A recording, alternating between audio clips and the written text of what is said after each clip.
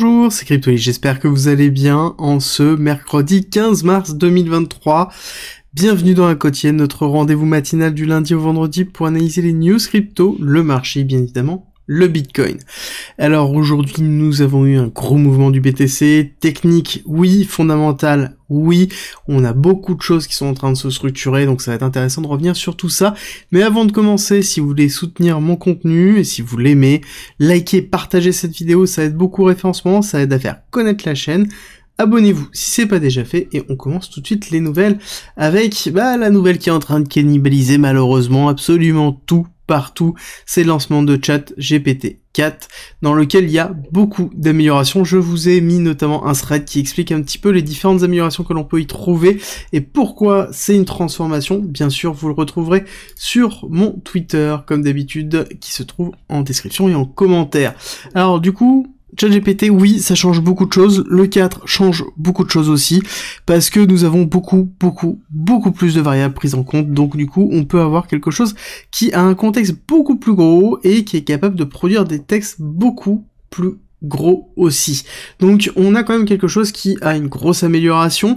Je pense qu'il va falloir attendre un petit peu histoire de voir réellement toutes les implications que ça pourrait avoir par la suite, mais on commence à voir des personnes, notamment des entreprises au Japon, qui demandent aux personnes avant de rentrer, tout simplement de savoir utiliser ChatGPT.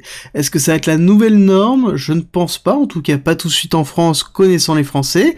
Par contre, certainement d'ici quelques années, quelques mois, longs mois, on va dire ça comme ça, voire années, oui, certainement, je pense qu'il y aura une compétence ChatGPT qui sera demandée sur certains postes. À côté, sur l'économie macro, qu'est-ce que nous avons eu? Nous avons eu plein de choses. On va commencer tout de suite par les chiffres de l'inflation qui sont tombés. L'IPC annuel de février à 6%, statué à 6%, on était précédemment à 6,4, donc on a vraiment une baisse qui est en train de se faire actuellement, et quand on regarde un petit peu ce qu'il en est, c'est intéressant de regarder en février, donc on voit bien qu'on est à 0,4, ok. Par contre, quand on commence à regarder dans le détail exactement au niveau de la food, et surtout au niveau de l'énergie, tac, qui est ici, moins 0,6. Moins 0,6, 0,2. D'accord, janvier, où ça avait fait mal, où justement on avait une chute qui était pas extraordinaire. On s'était dit que justement peut-être l'inflation c'était pas aussi simple, et là on voit qu'on a marqué une chute réelle, grâce principalement à l'énergie, on va pas se leurrer, c'est vraiment l'énergie qui porte, parce que quand on regarde justement la totalité des items sans la food et l'énergie, on est à quoi? On est à 0,5. D'accord, très important, et il faut comprendre que là, actuellement, la Fed ne regarde pas l'inflation générique, d'accord, forcément il y a un appel sur l'énergie, mais c'est pas que ça, ils vont regarder majoritairement tout ce qui touche autour de ce qui n'est pas en fait de la nourriture et de l'énergie, et principalement les services. Et les services, on voit que c'est en augmentation, 0,5, 0,6 avec du shelter, donc shelter c'est tout ce qui est habitation, vente, location, dans lequel on a bien une augmentation, et les transports aussi. Donc ça c'est pas forcément positif, hein, d'accord, forcément on a ici une augmentation structurelle au niveau du shelter, on a une augmentation, alors au niveau de la food, une légère diminution, mais bon, c'est pas loin d'être flat, hein, d'accord, on est à 0,4, 0,5, 0,4, donc on est sur quelque chose qui est plutôt flat, c'est l'énergie qui nous permet d'être en baisse, mais ça reste que temporaire, et ça reste que, on va dire, l'énergie, majoritairement. Alors, bon, là-dessus, je fais une grosse, un gros raccourci en disant que c'est que l'énergie. On rappelle que l'énergie, c'est le foyer vraiment de l'économie, c'est dans lequel l'économie, le PIB, c'est quoi? C'est une transformation de l'énergie en valeur ajoutée. Mais ceci étant dit, la problématique que l'on a là, c'est que la Fed, elle, va vraiment regarder la notion de service. Et justement, la problématique aussi, c'est de se dire, la Fed est entre plusieurs choses au niveau de son mandat, on va dire qu'elle va voir que l'inflation est en train de descendre, oui, quand elle va rentrer dedans, elle va se dire, oui, mais c'est pas exactement les éléments que je voulais, oui, je veux que l'énergie descende, mais c'est pas que ça. Il l'a bien précisé, il va surveiller les services, il va surveiller le chômage majoritairement. Là, c'est pas encore ça, c'est vraiment pas ça. Et du coup, on a à côté une Fed qui se dit que il va augmenter de 25 points. Ok. On avait, à un moment donné, une vision qui était une augmentation de 0, c'est-à-dire pas d'augmentation. Pourquoi? Parce que on a une crise bancaire et financière forte aux US, dans lequel on a une problématique de liquidité, dans lequel la Fed a proposé un emprunt dont je vous ai expliqué déjà tout depuis cette semaine. Il faut bien comprendre que là, l'économie américaine se trouve entre le marteau et l'enclume. C'est-à-dire qu'on a une Fed qui voit que l'inflation, elle baisse pas comme elle le souhaiterait, donc du coup, faut continuer à taper pendant que c'est chaud, donc ça va augmenter les taux. Le problème, c'est que l'augmentation des taux va accentuer la contraction de liquidité, qui est déjà limite pour un certain nombre de banques.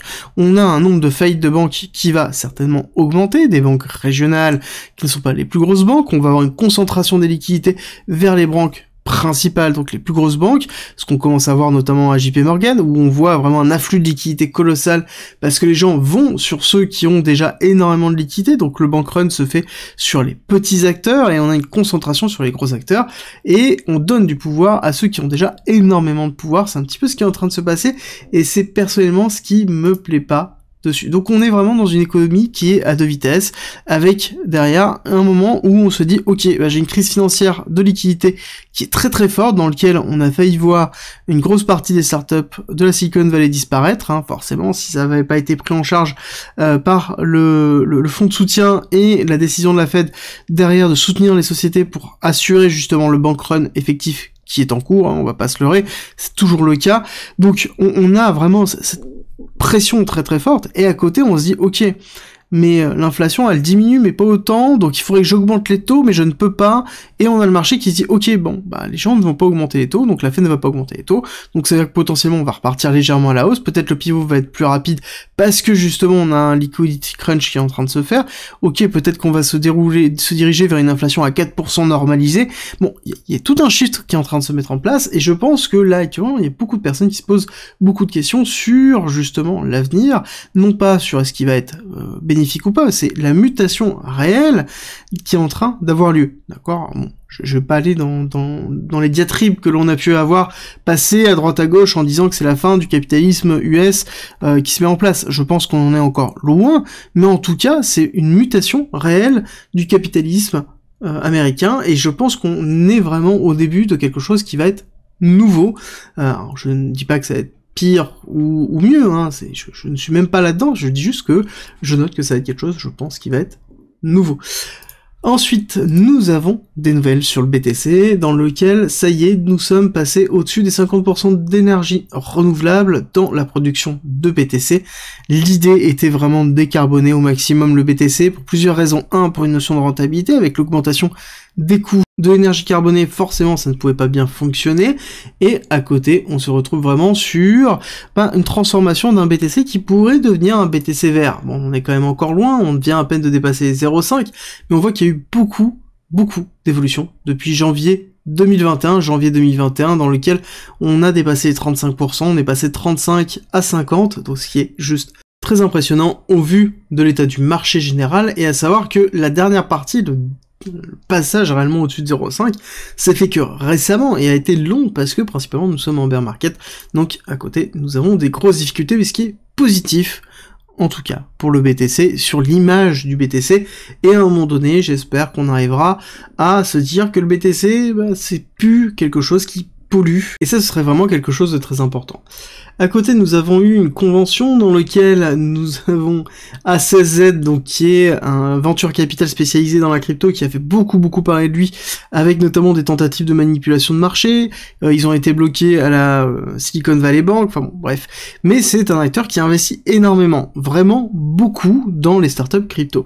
Et il y a eu toute une discussion sur la prise de position de la SEC, notamment par rapport au procès qui est en train d'être effectué sur KuCoin, sur justement le stacking d'Ethereum, et sur le fait que Ethereum ne serait pas justement une commodities mais une securities. Toujours la problématique, securities égale titre financier, égale réglementation, égale amende structurelle. Donc là, on est vraiment sur quelque chose qui est assez fort, et la prise de position est aussi assez forte en disant que, tout simplement, la SEC est hors de contrôle, qu'ils font absolument n'importe quoi. Alors là, en l'occurrence, je n'irai pas jusque-là, je pense que c'est quelque chose qui est prémédité, pour pouvoir faire passer un framework légal qui va être assez restrictif, mais comme plutôt valorisant par rapport à ce qui est en train de se faire. C'est le même principe que maintenant, Mika nous paraît très bien par rapport à ce qui est en train de se passer aux US. Pour rappel, il y a un an, moi y compris, je disais que les US c'était bien parce qu'on avait la possibilité de pouvoir entreprendre et que Mika allait imposer une chape de plomb. Là, je suis très content de me retrouver justement sous Mika et non pas aux US. avec cette peur constante, peut-être d'un procès, d'un retournement de situation, donc il faut impérativement un framework aux US légal, et je pense que ça devrait pas tarder.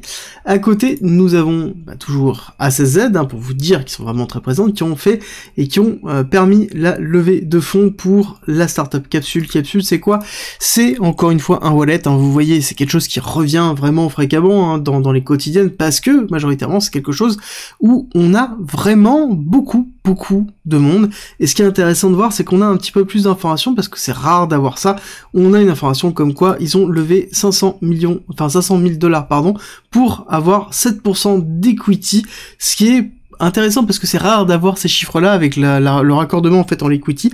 Donc là, on a vraiment le chiffre plus l'equity, et on rappelle que le principe du wallet, c'est vraiment la porte d'entrée des utilisateurs, et c'est pour ça qu'il y a beaucoup d'investissements dessus, parce que si les wallets arrivent à faire de l'onboarding totalement transparent et totalement interopérable, à ce moment on sait que la crypto arrivera à éclater, et c'est exactement un des principes justement de Capsule, c'est d'avoir un crypto wallet qui est totalement interopérable, et c'est un petit peu ce qui nous manque aussi. Il y a des tentatives, mais c'est très compliqué de le faire, et on voit que c'est en train d'évoluer. On s'arrête ici pour les nouvelles, et on va attaquer la partie technique après une courte pause. Cette vidéo est sponsorisée par Bybit, qui est l'exchange que j'utilise depuis quasiment 1 an et demi maintenant, et qui est l'exchange que j'utilise d'ailleurs le plus, qui est le deuxième en termes de volume, et qui propose toutes les fonctionnalités nécessaires pour pouvoir faire du trading, de l'achat et de la gestion, et de l'investissement en crypto, dans lequel on retrouve du spot, des produits dérivés, des NFT, le earning classique, on a possibilité d'acheter, ils ont des options aussi, il y a toute la partie DEX qui est intégrée directement avec une partie justement exchange décentralisée, on a bien évidemment les grid bots et les bots de trading, avec notamment le bot de DCA si on veut faire de l'investissement long terme, qui est très bien fait, je vous ai fait des vidéos dessus. On va retrouver une interface soignée au niveau du trading sur les dérivés. Donc on a vraiment en fait une plateforme complète qui est non KYC et qui est gérée en plus à travers le BIT, donc son token, qui est le token lié à la DAO de Bybit. Donc c'est un point positif en plus.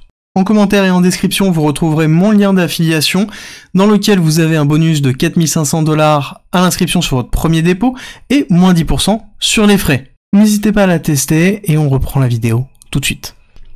Partie technique qui commence avec notre récapitulatif habituel. Nous sommes dans une fin de vague d'impulsion héliotiste, fin parce que nous avons terminé les 5 vagues ici, les 3 vagues de retracement, et ce qu'on attend de voir, c'est est-ce que oui ou non, nous sommes dans une phase de ranging, ou est-ce que nous sommes dans justement vague 1, 2, 3, 4, 5, pour pouvoir marquer une grande vague 1, et ensuite grande vague 2, donc repartir sur une schématique de vague d'impulsion héliotiste. Nous sommes toujours en dessous du 618 du retracement total du BTC, donc nous sommes toujours dans cette zone de DCA, Dollar Cost Average, pour justement s'exposer, étant donné que nous sommes dans une zone de rechargement long terme si on souhaite avoir une exposition au Bitcoin.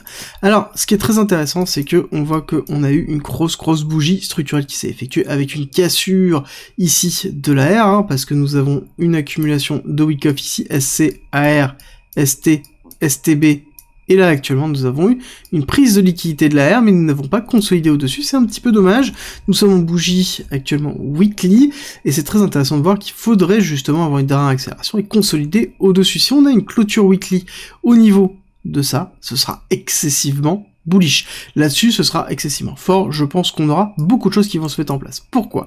Parce que, nous aurons une clôture au-dessus d'un W weekly, donc on aura un signe au niveau du chartisme qui sera très fort. Beaucoup de personnes sont en train de le jouer actuellement, ils sont en train de jouer le pullback. Si on regarde Ichimoku, on voit que ici nous sommes à la confrontation du Kumo, donc ça veut dire que si jamais on valide ici, il y a de grandes chances d'aller s'aventurer au-dessus du Kumo pour aller retester potentiellement les 31 700, d'accord, le gros aplat qui se trouve là, et derrière on aurait un comblement ici du gap CME, ce qui serait aussi positif. On a pas mal d'appels au niveau du prix qui se trouve dans cette zone là, avec en plus une résistance qui est relativement forte, un aplat qui a été principalement la chute de Terra Luna, d'accord. On est en train de se retrouver dans cette zone là, dans laquelle on est en train de retester la chute de Terra Luna avant le break justement de Celsius, donc là-dessus c'est vraiment positif, ça veut dire que on revient dans des parties que l'on n'a pas retestées depuis très longtemps, et c'est plutôt positif sur le court, moyen et long terme au niveau du BTC. Donc en vue daily, très intéressant de voir que oui, nous avons eu bien cette rupture avec une grosse bougie qui est arrivée ici. On voit que le gap CME est vraiment pas loin et je pense qu'on risque d'avoir une dernière accélération pour aller taper en tout cas une partie dessus.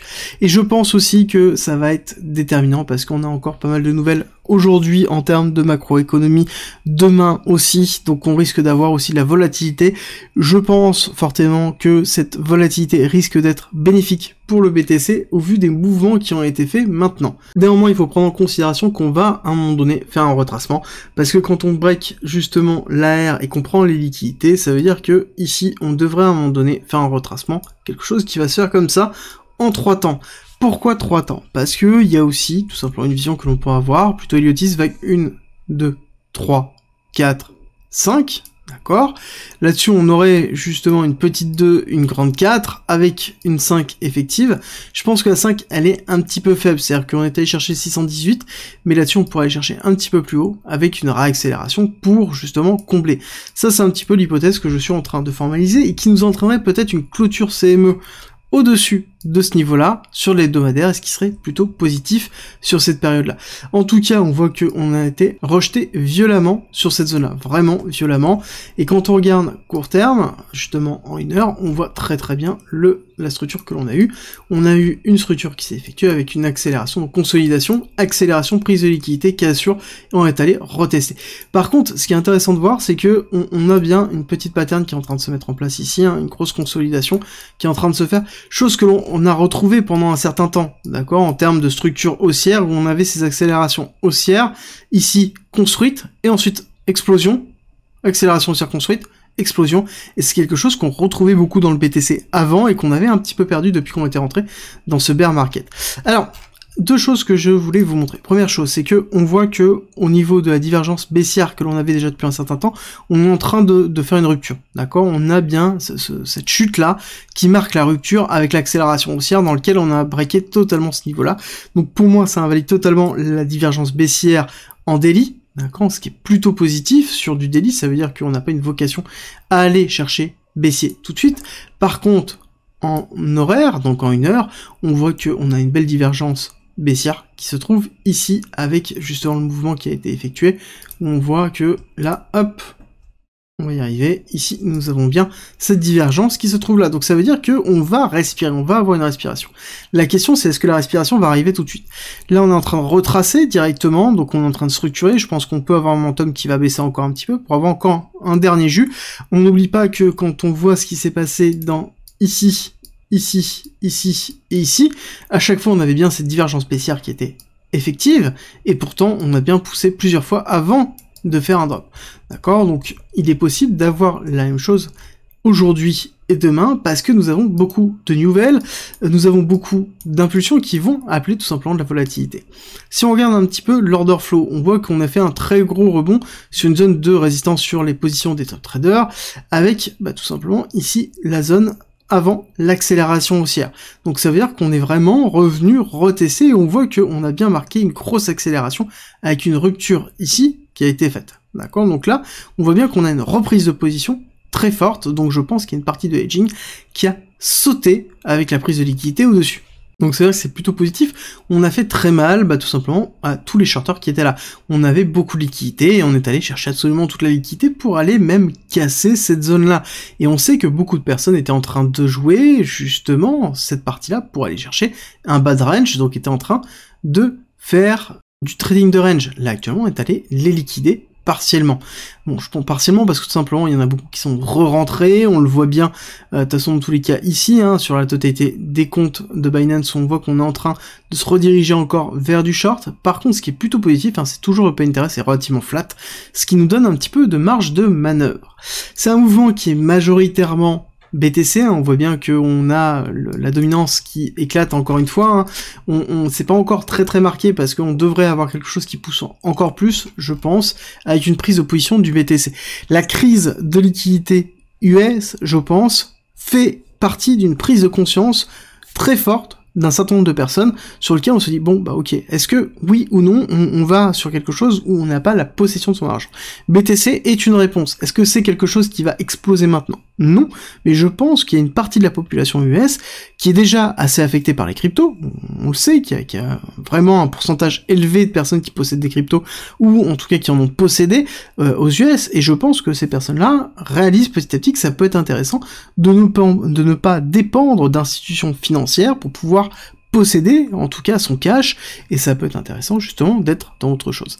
Après, je vous avoue que la crise sur l'USDC aussi a eu un impact. Beaucoup de personnes possédaient de l'USDC, du stablecoin, en se disant que c'était peut-être mieux que du BTC, et j'ai même des proches qui, voilà, tout simplement, ont basculé une partie de leur USDC, USDT, en Bitcoin, parce que tout simplement on est dans un niveau intéressant et que oui, on peut descendre plus bas, mais bon, sur le long terme, dans tous les cas, ce sera peut-être mieux qu'une monnaie dans laquelle on est directement lié à une crise financière, structurelle, économique, dans laquelle on pourrait avoir des défauts effectifs, notamment sur du stablecoin, donc on préférait passer sur le reste. Chose que je comprends tout à fait et que j'ai effectué moi aussi déjà, bon, peut-être en amont dessus, et que je vous en parle déjà régulièrement. Sur la macroéconomie, qu'est-ce que nous avons? Nous avons un DXY qui est en train de respirer, tout simplement, vu le mouvement réel que l'on a eu et la réglementation qui est en train de se faire sur, justement, la crise que nous avons, c'est-à-dire que on a trois choses qui sont en train de se faire. 1, on a le sauvetage. 2, on a la mise à disposition de la liquidité. Et 3, on a le couvercle réglementation qui va arriver sur la partie, la manne financière réelle et la surveillance des banques. Et je pense que, tout simplement, $10 est en attente d'avoir plus d'informations sur la résolution de cette crise pour pouvoir reprendre un mouvement haussier ou baissier effectif. À côté, nous avons le Nasdaq qui a réagi très très positivement sur l'inflation. C'est exactement ce que je vous ai dit. Le problème, c'est que c'est très erratique parce que on a une inflation qui est plutôt positive, donc ça veut dire que la Fed ne va pas augmenter ses taux, en tout cas pas autant qu'elle le souhaiterait, mais à côté on se retrouve sur une crise de liquidité, donc on est vraiment entre les deux, et c'est un petit peu ce que l'on voit entre le SP500 qui est plutôt relativement flat par rapport au mouvement du Nasdaq. Un Nasdaq a été beaucoup plus impulsif que le SP500, et on voit de toute façon que le SP500 est dans une pattern qui est beaucoup plus désagréable que le Nasdaq. Le Nasdaq est plutôt positif, c'est-à-dire si jamais on pousse là, on a peut-être rapidement un break of structure ici, alors que le SP500 est quand même très très loin, il est au-dessus de 4000 points, il est à 4076, donc ça fait loin, ça fait vraiment loin pour le SP500, alors que le Nasdaq c'est vraiment une petite impulsion, on pourrait y être, ce qui nous montre vraiment la réaction, peut-être même la surréaction du Nasdaq. On n'oublie pas que le Nasdaq c'est majoritairement technologie, on sait aussi que sur la Silicon Valley, beaucoup de sociétés étaient impactées par rapport à ça, donc on sait aussi qu'on a une volatilité très forte dessus. Donc pour moi, là-dessus, on va se retrouver dans une pattern où on voit qu'on est dans un retest bearish ici, parce qu'à un moment donné, on va avoir une continuité, je pense, baissière sur l'augmentation des taux. Peut-être beaucoup de personnes sont en train de pricer la possibilité d'un zéro, mais pour moi, ça me semble vraiment trop tôt pour pouvoir le déterminer, et trop tôt pour arriver à zéro, surtout au vu des chiffres qui ont été donnés. Oui, peut-être que c'est meilleur que prévu, en tout cas équivalent à l'attendu, donc on a bien une accélération de la baisse, mais par contre on n'oublie pas que quand on regarde vraiment les services, ce qui est regardé par la Fed, ce n'est pas le cas, et forcément ça va jouer énormément. À côté, nous avons ici l'inflation. C'est pour ça que je voulais vous montrer rapidement l'inflation pour bien vous faire comprendre ce qui se passe, où on a une baisse réelle, d'accord, on a vraiment une baisse structurelle qui est en train de se faire. Ici, on voit bien qu'on a une baisse par rapport à la baisse précédente. La baisse précédente, on a eu justement ici un signal d'alerte en se disant « Ouf, attention, là, tout compte fait, peut-être l'inflation, elle va pas autant descendre. » On avait quelque chose qui descendait très fortement, et là, ce n'est pas le cas. Et je pense que là, on a un questionnement effectif. C'est-à-dire que, est-ce que la baisse, elle est vraiment liée que à l'énergie ? Ce qui est somme toute réellement le cas. Est-ce que on commence à voir des signes de baisse dans le service, chose qui est visée? Si on commence à voir vraiment des signes de faiblesse de l'inflation au niveau du service, je pense que la Fed en effet sera vraiment favorable au passage à zéro pendant un certain temps pour pouvoir stabiliser et ensuite faire le pivot, et c'est quelque chose qui est en train d'être visé par les marchés. Alors la question c'est, est-ce qu'ils surréagissent au vu de la crise, parce qu'on a eu quand même une crise très très forte, éclair, avec une réaction très très forte, éclair aussi au niveau de la Fed. Donc les deux l'un dans l'autre font que le marché a derrière beaucoup de mal à pouvoir se réajuster et à trouver une position parce que on demande à avoir un réajustement très court, c'est-à-dire dans un timelapse qui est vraiment très court, et le marché a beaucoup de mal avec ça, et même si ça a quand même vraiment évolué en termes de marché, avant on avait des pricing qui portaient beaucoup plus long, parce qu'en même temps la temporalité était beaucoup plus grande, là actuellement la temporalité est en train de se raccourcir au fur et à mesure, et ce raccourcissement de la temporalité entraîne aussi une difficulté du marché de s'adapter aux crises économiques qui sont en train d'avoir lieu. Si la vidéo t'a plu, dis-le moi en commentaire, like, partage, ça m'aide beaucoup, et n'oublie pas que tu as en commentaire et en description aussi le Discord qui est gratuit, qui regorge d'informations, qui a un parcours pédagogique mis à disposition pour pouvoir avoir énormément d'informations. Tu y retrouveras aussi beaucoup de choses, comme par exemple plein de discussions enflammées, tu y retrouveras de la fiscalité, de l'investissement, du trading, de la DeFi, et aussi un coin premium dans lequel tu as mes briefs, mes investissements, mon portefeuille, mes gridbots, tu vas avoir aussi des stratégies automatisées, tu vas retrouver aussi des discussions et des accompagnements justement avancés pour pouvoir progresser plus rapidement, que ce soit dans l'investissement, le trading, ou même tout simplement dans un point de vue psychologique en termes d'investisseurs. Donc rejoins-nous, ça se passe en commentaire et en description. Je te dis à très vite.